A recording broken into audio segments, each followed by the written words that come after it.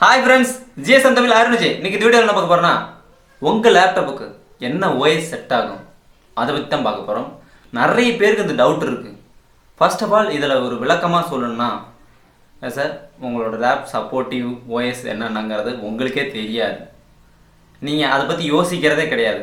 சரி, ஓகே, இந்த என்னோடய லேப்டாப்புக்கு என்னென்ன ஓஎஸ் செட் ஆகும் அதெல்லாம் அப்படிங்கிறது நிறைய பேர் யோசிப்பீங்க. அதுக்கான எக்ஸாம்பிள்ஸ், அதுக்கான டீட்டெயில்ஸ், அதுக்கு என்னென்ன டிரைவர் சப்போர்ட் பண்ணணும், நீங்கள் என்ன ஓஎஸ் போட்டால் உங்கள் லேப்டாப் கம்ஃபர்டபுளாக இருக்கும் அப்படிங்கிறது எல்லாமே இந்த வீடியோவில் விளக்கமாக டீட்டெயிலாக இருக்கும். சரி, வாங்க வீடியோக்குள்ளே போகலாம்.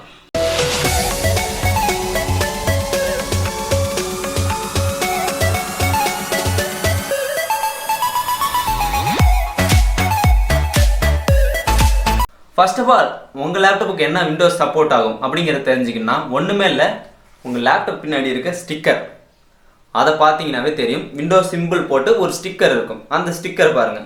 அது விண்டோஸ் என்ன விண்டோஸ் சப்போர்ட் பண்ணுதுங்கிறத ஃபர்ஸ்ட் ஆஃப் ஆல் அது உங்களுக்கு தெரிஞ்சு போயிடும். விண்டோஸ் 7னா லாங்காக ஒரு ஸ்டிக்கர் தருவாங்க, அதுக்கான சிம்பிள் போடுறேன், ஸ்டிக்கர் பார்த்துக்கோங்க டிஸ்பிளேல.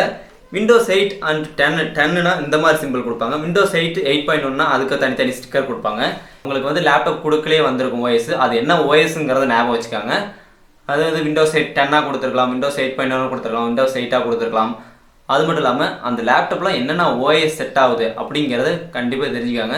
அது தெரிஞ்சுக்கணுமா உங்களுக்கு வெரி சிம்பிளாக நீங்கள் உங்கள் லேப்டாப் என்ன யூஸ் பண்ணுறீங்க, லெனோவோ பிராண்டா, ஆசர் பிராண்டோ, இல்லை அனதர் எனிமோர் பிராண்டாக இருந்தாலும் சரி, அதோட அஃபிஷியல் வெப்சைட்டில் போயிட்டு நீங்கள் அதுக்கான டிரைவர்ஸ் செக் பண்ணி பாருங்கள். இப்போ லினோவானா லினோவா டிரைவர்ஸ் அண்டு இதோட மாடல் E14 1525 வச்சுக்காங்க. அந்த மாடலுக்கு கிடச்சிக்கிறேன், அதோட டிரைவர்ஸ் லிஸ்ட் காமிக்கும். அது இல்லாமல் சைடில் என்னென்ன விண்டோஸுங்கிறதையும் காமிக்கும். அதை நீங்கள் பார்த்தீங்கன்னா தெரியும்.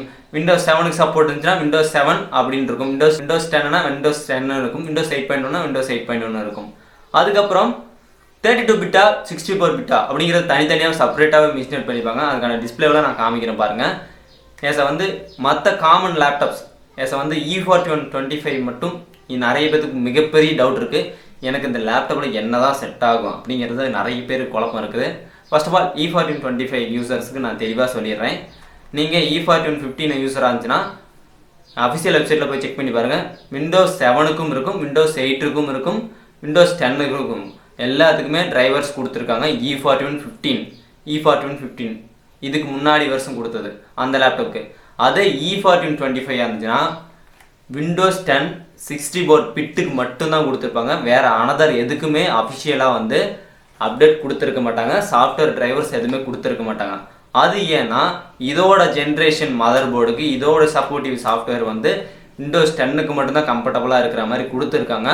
அவங்க இன்னும் விண்டோஸ் 10க்கோ இல்லை விண்டோஸ் 7க்கோ இல்லை அனதர் 8.1க்கோ இன்னும் அவங்க டிரைவர் சப்போர்ட் தரலை. அப்படி மேபி ஃப்யூச்சரில் தந்தாலும் தரலாம். ஆனால் இப்போ வரைக்கும் இவங்க இன்னும் அனதர் ஓஎஸ்க்கு சப்போர்ட்டே தரல. லினக்ஸ் போட்டால் கூட அதில் வைஃபை ஒர்க் ஆக மாட்டேங்குது, அனதர் ப்ராப்ளம்ஸ் தான் நிறையவே இருக்குது. ஆண்ட்ராய்டு ஓஎஸ் போட்டாலும் அதுலேயுமே நிறைய ப்ராப்ளங்கள் இருக்குது. மற்ற மாடல் நீங்கள் என்ன பண்ணாலும் ஆண்ட்ராய்டு ஓஎஸ் இருந்தாலும் சரி, அனதர் ஓஎஸ் போட்டாலும் சரி, எல்லாமே கம்ஃபர்டபுளாக எடுத்துக்குது. ஆனால் E14 25 மட்டும் எடுத்துக்க மாட்டேங்குது. ஏன்னா அவங்க அஃபிஷியலாக டிரைவர்ஸ் கொடுக்கல. அவங்க அஃபிஷியலாக கொடுத்துருந்தாங்கன்னா அதே மாடிஃபிகேஷன் பண்ணி நிறைய கஸ்டமைஸ் ஃபைல் கொடுத்துருப்பாங்க. இந்நேரம் எந்த கஸ்டமைஸ் ஃபைலும் இல்லை. நீங்கள் அப்படியே கஸ்டமைஸ் ஃபைலும் போட்டாலும் எனக்கு E14 25ல விண்டோஸ் 7 போட்டால் என்னென்னலாம் ஒர்க் ஆகுதுன்னா USB 3.0 ஒர்க் ஆகாது, கேமரா ஒர்க் ஆகாது, சம்திங் சில டைம்ஸில் மவுஸ் அண்ட் கீபோர்டு கூட ஒர்க் ஆக மாட்டேங்குது. அதுக்கப்புறம் 2.0 மட்டும்தான் ஒர்க் ஆகுது. அதே மாதிரி நீங்கள் USB 3.0 மூலியமா விண்டோஸ் 7 இன்ஸ்டால் பண்ண பார்த்தீங்கன்னா இன்ஸ்டால் ஆகாது, டிரைவர்ஸே உள்ளே காட்டாது. அதுக்கப்புறம் நிறைய எரர்ஸ் வரும், நிறைய பக்ஸ் இருக்கும், அந்த மாதிரி நிறையவே இருக்கும். ஏன்னா கம்ஃபர்டபுளானதுன்னா E14 25க்கு விண்டோஸ் 10 மட்டும் தான் டிரைவர் சப்போர்ட் இருக்குது. இது சப்போர்ட் இல்லைன்னு சொல்லலாம், டிரைவர் சப்போர்ட்ஸ் கிடையாது. அதெல்லாம் இருந்தால் தான் கேமராவோ இல்லை USB 3.0 இல்லை அனதர் சப்போர்ட்டோ இல்லை வைஃபையோ எடுக்கும், இல்லைன்னா வைஃபைலாம் எடுக்காது. அதனால தான் E14 25க்கு மட்டும் விண்டோஸ் 10 மட்டும்தான். நீங்கள் எந்த ஒரு ஓஎஸ் போட்டாலும் கண்டிப்பாக செட் ஆகாது. இதுதான் உண்மை. அஃபிஷியல் வெப்சைட்லேயே நீங்கள் lenovo.com, linovadrivers.com, lenovo சப்போர்ட் இந்த மாதிரி நிறைய வெப்சைட் இருக்குது. அதில் உங்களோட லேப்டாப் என்னவோ அதுக்கான சர்ச் பண்ணி பாருங்கள். விண்டோஸ் 7, விண்டோஸ் 8, விண்டோஸ் 10 இந்த மாதிரி அவங்களே கொடுத்துருப்பாங்க அதோட டிரைவர்ஸ். அது மட்டும் இல்லாமல் பேக்கில் என்ன ஸ்டிக்கர் கொடுத்துருக்காங்க அப்படிங்கிறது நல்லா கவனிங்க. உங்களோட லேப்டாப்புக்கு அதுக்கு தகுந்த மாதிரி ஓஎஸ் போட்டிங்கன்னா மட்டும்தான் சப்போர்ட்டிவாக இருக்கும்.